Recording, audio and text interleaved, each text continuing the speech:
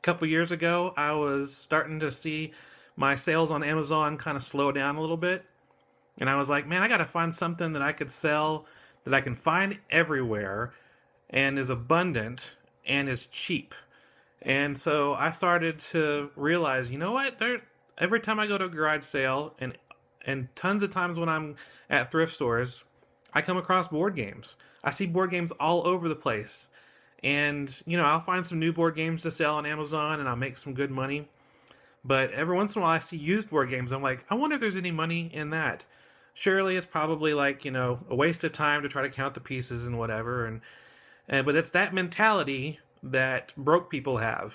You know, I think if you are willing to put in the hard work and learn how to do something, you can make some good money, and especially with board games. And so I spent about a year trying to figure out exactly what to do to sell board games, how to find the missing pieces to complete the sets, and I've done really awesome. I found this one game called Snorta. I bought it for $3 and I sold it for $100. And I was like, wow, that's amazing ROI. Buying it for $3, selling it for $100. That was just crazy. There's so many different ways to make money with board games, and I decided, you know what? I'll put this book together. Reseller's Guide to Board Games: How to Turn Play Money into Real Money. I found a specialized Trivial Pursuit game, bought it for $5, sold it for 70. I found this uh, electronic chess and checkers game and bought it for 15, and it sold for $200. I mean, there's some amazing stuff in it, and it's sold quickly. So today, I want to tell you 7 tips and tricks on buying and reselling board games that can help you out today. If you go to a thrift store today, if you go garage sailing this weekend, and some other places too, which I'll talk about in just a second, how you can make some good money selling board games on Amazon, selling board games on eBay. So my number one tip is, if you're going to be selling board games on Amazon, you cannot sell used board games on Amazon. Well, actually you can. They say you're not allowed to sell used board games. Amazon says they want you to sell it as collectible. So, Amazon has their rules. We want to make sure we follow them. So if you ever sell or try to send a board game on Amazon as used, it's not going to work. It needs to be collectible. It needs to be a game that is, not impossible to find, but something that you just can't find anywhere. And obviously you want to make sure that, you've done your research, but that's the first tip. You want to make sure that you sell it as collectible. The second one is that most people, when you find board games, you'll find it at garage sales and thrift stores, and those are good places that you can find a board game for like $2 or $3. But the best place to find board games to sell on Amazon is eBay. I buy board games on eBay. Almost every other day. I've got alarms set on my phone that go off all the time, and I'm buying board games on eBay, selling it on Amazon. A lot of people think that, eBay and Amazon will have the lowest prices, but it's not true. Their prices are sometimes off, and so buy cheap on eBay, sell high on Amazon. All right.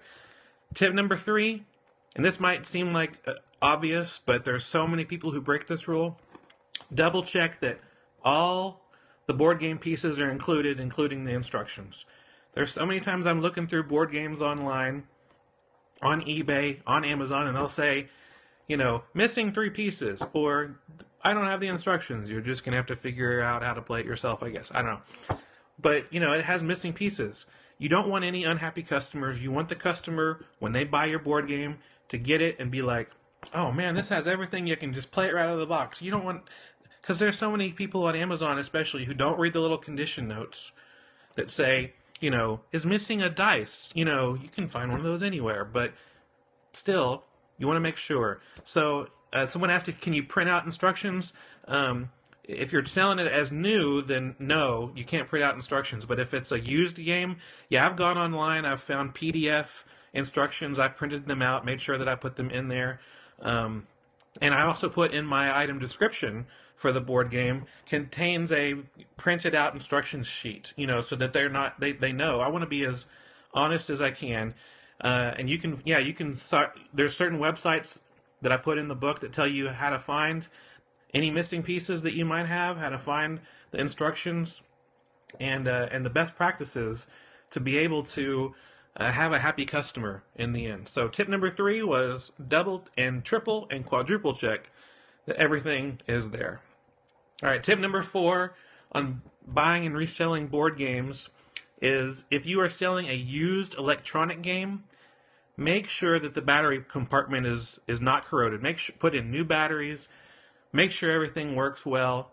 Because there's times where even if it doesn't look corroded, you want to make sure that everything still works just fine. Again, some of these are no-brainers, but I've bought board games on eBay before, and I tested it out, and it was broken. I'm like, really? So then I had to deal with, getting my money back. But eBay is good about that. I got my money back, and so yeah, test it out. I also, if you can afford it, I don't put the batteries in the board game that I'm selling. If it's an electronic board game, I don't put the batteries in the compartment and then ship it off to the Amazon or to the customer. But I do put batteries in the box, fresh batteries in the box, and I also include that in my item description and my condition notes on Amazon. I will say includes 2 fresh batteries so you can play the game right when you get it. Again, that's one little thing that might cost you an extra $1 or so. You buy the really cheap, Sam's Club battery pack or whatever, and include that, and you might even be able to get more for your board game than someone else selling the exact same item and the exact same description because you included batteries for this board game. So that's another tip. So tip number 4 was when you're using an electronic board game, test it out, make sure it works, maybe even include some batteries. Tip number 5, Q4 is coming up. October 1st is the beginning of Q4. And if you don't know what Q4 is, it's the most wonderful time of the year. And it's just amazing when, as the Christmas selling season gets closer, the sales start to slowly rise. And then come November and December, sales are going crazy. And it's one of the best times for online resellers. So with Q4 coming up, many board games, both new and collectible, sell for so much more than they are right now. And so if you find some board games today and you don't need your investment back very quickly, you might take a look at a website called Camel. And it's called Camel because it's like the price fluctuations where, the price will go up and then it'll go down, and go up and it'll go down. And so it's kind of like Camel. So that's why they call it that. And it's one of my favorite websites, camel.com, where you can research the price and the sales rank history of items being sold on Amazon. And so you can look and see that, oh my goodness, in October, I can get $50 for this board game. But in December, I can get $150 for this board game. That might change your mind on how you decide to price the board game today. So check Camel. That's tip number 5. With Q4 coming, check Camel. Tip number 6 out of the 7 that we're talking about today. Just like you can probably make more money by breaking up a car and selling it for its parts, you can do the same thing with board games. There are some board games that, as complete, they're not going to make you any money on Amazon or eBay. But when you break up the pieces and sell them in parts, there are some board games that can make you twice as much as if you were trying to sell it just, as a complete set. Because just like you are trying to, you want to make sure that you're selling a complete set, and maybe you can go to eBay or you can go to some other websites to kind of complete the set. You can also go to, try to go and sell on eBay individual pieces. Tip number 7, last tip. When you are outsourcing, most of the time, if you see a board game that's really popular, it might not sell well. You might want to scan it for sure to see.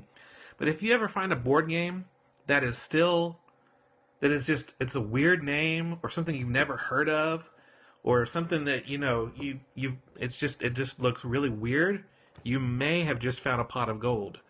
Because there are some people out there, that might have played that game when they were a kid, or might have played that game, when they were in college, and they're looking for it again, and you just found something that is almost impossible to find. I mean, I went to a garage sale one time, and I saw a game, and it was called Space Hulk. And I was like, Space Hulk, like like the Green Hulk, you know, Avenger guy in space, or I mean, is that what you know? And I was like, I don't know. So I kept looking at stuff, scanning books, scanning some games, scanning other stuff to see if I can find stuff to resell. And I thought, you know what? I need to go back and look at this. So I picked up Space Hulk, scanned it, and it was selling for about $200 used. The best used price was about $200. So I opened it up. I started looking around inside the box, and I was like, this looks really in shape. You know, I wasn't 100% sure if all the pieces were there or not. So I went up to the person with the selling the stuff at the garage sale, and I was like, what are you asking for this? And they're like, $4. And I was like, well, do you know if all the pieces are there? And they're like, nah, we don't know for sure. And I said, well, then will you take $2? And they said, sure. That's another tip. If you're not, I guess it's the unofficial 8th tip of this 7 tips. But when you're out sourcing at a garage sale or even a thrift store, you can ask the person running the sale, do you know if all the pieces are in here? And even if they say yes, you can still ask for a little bit less because you've placed that seed of doubt that it might not be, and they should probably offer it for less. So it's not manipulation because it's true. You're not sure, and it's a risk you're taking. But when I found out that this used game sells for $200, I was like, even if there are pieces missing, maybe I can go find them. So I bought it for a couple bucks, came home, spent about $10 and about a week's worth of time buying the stuff on eBay and waiting for it to arrive. Sent it in to Amazon, and about a month later it sold for $249.99. And that was an initial investment of $12. Now, board games, I love board games. I love playing them, and now I love selling them. And I want to help you too. So I put together the book, Reseller's Guide to Board Games, turning play money into real money.